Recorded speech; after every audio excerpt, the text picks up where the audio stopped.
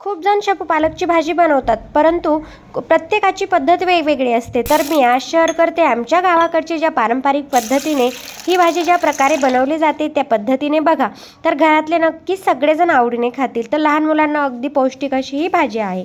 तर बघा, येथे मी एक पालकाची जुडी घेतलेली आहे आणि त्यासोबत थोडासा शेपू देखील आहे। आणि सगळ्यात आधी येथे पालक कापण्याच्या आधी थोडीशी चणा डाळ घेतलेली आहे आणि ती आपल्याला इथे वाटीमध्ये घेऊन थोडेसे पाण्यात भिजत ठेवायचे आहे। तोपर्यंत इथे जे शेपू पालक घेतलेले आहे ते आता इथे छान असे बारीक कट करून घेऊया। तर बघा, अगदी छान बारीक असे कट करून घेतले मस्तपैकी आणि लगेच ती भाजी लवकर शिजते, त्यामुळे अशीच बारीक कट करायची आहे। तर बघा, मस्त इथे एकसारखी असे एका हातात जुडी घ्यायची आणि अशी कट करायची। तर बघा, इतकी छान अशी भाजी एकसारखी अशी आपली कट झालेली आहे।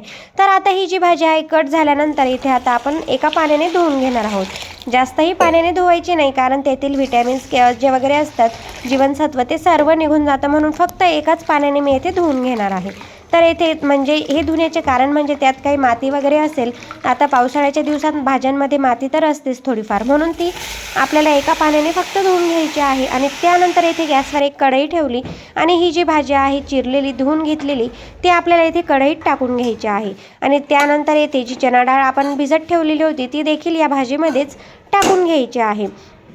आणि आता येथे आपल्याला अर्धा ते 1 ग्लास पाणी टाकून घ्यायचे आहे, म्हणजे भाजी छानपैकी आपली शिजून तयार होईल। तर बघा, येथे आता आपली भाजी शिजत आहे। तोपर्यंत आता एका साईडला येथे मिक्सरचे भांडे घेतले आणि 10-12 लसणाच्या पाकळ्या आणि 5-6 हिरव्या मिरच्या घेतलेल्या आहेत आणि येथे मिक्सरमधून त्या छान बारीक असे करून घेतलेले आहेत। तर बघा, इथे भाजीसुद्धा आपली खूप छान अशी शिजून तयार झालेली आहे। तर आता ही जी भाजी आहे ती आपण भाजीतले पाणी एका साईडला आपण वेगळे काढून घेणार आहोत आणि जी भाजी आहे ती आपण वेगळी करून घेतलेली आहे। तर याचे कारण म्हणजे आपल्याला भाजी जी आहे ती छानपैकी अशी मॅश करून घ्यायची आहे। तर बघा, बऱ्याच बायका या मिक्सरमध्येही बारीक करून घेतात, परंतु मिक्सरमध्ये जर आपण बारीक केली तर त्याची पूर्णपणे चव जाते आणि पूर्ण फाईन अशी पेस्ट होऊन जाते। तर बघा, इथे मी 1 चमचा डाळीचे पीठ घेतले आणि छानपैकी असे आपल्याला मिक्स करून घ्यायचे आहे। जर आपल्याला चमचाने छान मिक्स करता येत नसेल तर येथे रवीच्या सहाय्याने आपल्याला येथे छान अशी बारीक घुटून घ्यायची आहे।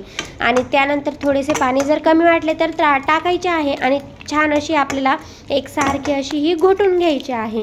आणि जेवढी आपण ही भाजी घोटू तेवढी चवीला खूप छान लागते। आता जे उरलेले पाणी होते आपण भाजीतलेच काढलेले ते सर्व यातच टाकून घेतलेले आहे। आणि बघा, आता फोडणीसाठी तयारी करून घेऊयात। तर गॅसवर तीच कढई ठेवली आणि त्यात 2 चमचे मी इतके हे तेल टाकून घेतलेले आहे। तेल गरम झाले की त्यात थोडंसं अजून लसूण टाकला फोडणीसाठी आणि अर्धा चमचा इथे जिरे टाकून घेतलेले आहे। जिरे छान तडतडले की पाव टीस्पून इतकं हिंग टाकलेला आहे आणि आपण जी बारीक पेस्ट करून घेतलेली होती लसूण मिरचीची ती देखील इथे टाकून घेतलेली आहे। तर थोडीशी आपल्याला इथे ती तळून घ्यायची आहे। त्यानंतर इथे आता आपल्याला जी आपण शेपू पालकची भाजी आपण इथे छान अशी फेटून घेतलेली आहे, म्हणजे घोटून घेतलेली आहे, ती भाजी इथे आता आपण टाकून द्यायची आहे। तर बघा, आता तुम्ही तुमच्या घरातील मेंबर्सनुसार यात पाणी ॲड करू शकतात। तर मग मी येथे पुन्हा यात अर्धा तांब्या इतके पाणी ॲड केलेले आहे, म्हणजे सर्वांना पुरेल अशी ही भाजी आपण येथे बनवून घ्यायची आहे। घट्ट आणि पातळ ही आपल्याला बघून घ्यायची आहे, आपल्याला अंदाज समजतोच तसा त्यानुसार येथे पाणी टाकायचे आहे। तर बघा, खूप छान हिरवीगार अशी भाजी दिसत आहे। आणि आता चवीनुसार इथे आपल्याला मीठ टाकून घ्यायचे आहे। मीठ केव्हा टाकायचे, जेव्हा भाजीला उकळ येतो तेव्हाच भाजीला मीठ टाकायचे आहे। आणि चवीनुसार इथे मीठ टाकून घेतले। तर बघा, इथे अजून एकदा पुन्हा आपल्याला इथे चाळून घ्यायचे आहे आणि छानपैकी अशी आपली भाजी जी आहे ती उकळवून घ्यायची आहे। तर बघा, इतकी छान हिरवीगार ही भाजी दिसत आहे।